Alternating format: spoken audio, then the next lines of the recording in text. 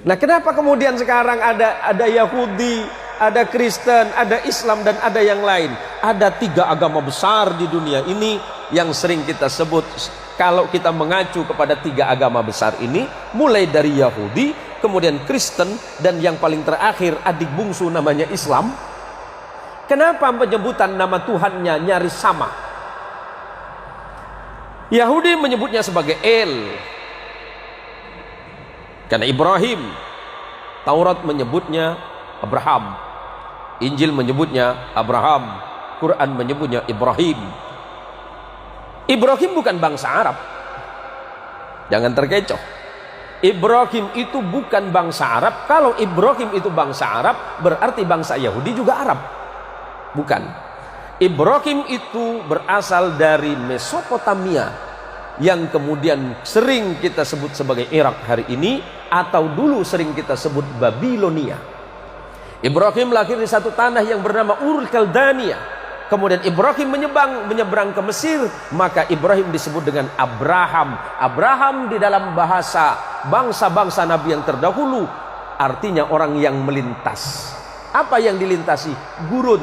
Ibrahim menikah dengan perempuan Mesir yang bernama Sarah, melahirkan anak laki-laki yang bernama Ishak. Kemudian Ibrahim menikah lagi dengan perempuan yang berasal dari Filistin, Palestina. Injil sering menyebutnya Kanaan atau Filistin. Punya anak laki-laki namanya Ismail. Maka ujung El itu menunjukkan Tuhan. Kalau ada nama Daniel, Samuel, yang LLLL itu berarti Tuhan di dalam bahasa Ibrani. Kemudian anak keturunannya, saya singkat saja.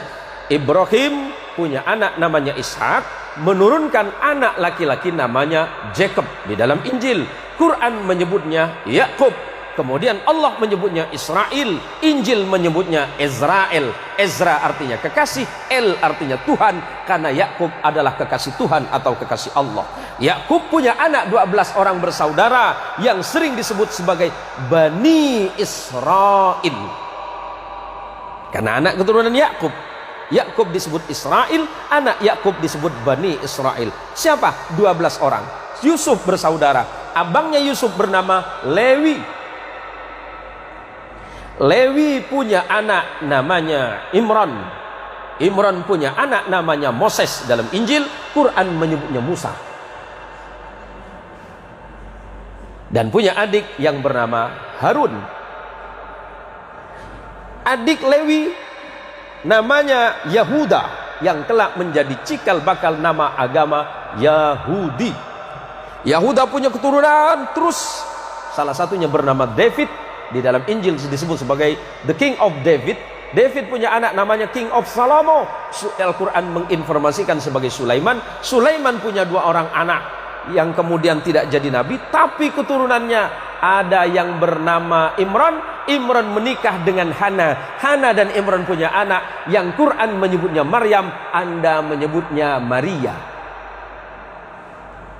Maria punya anak namanya, Al-Quran menyebut Isa bin Maryam, dan Anda menyebutnya the Jesus of Christ.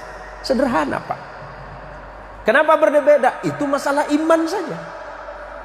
Hari ini kita tidak sedang mempertentangkan iman, tetapi bagaimana kemudian kita merajut perbedaan-perbedaan yang ada untuk menjadi sebuah sumber kekuatan bagi sebuah bangsa besar yang bernama manusia. Lebih-lebih kita adalah bangsa Indonesia yang luar biasa. Tepuk tangan untuk Indonesia, Pak.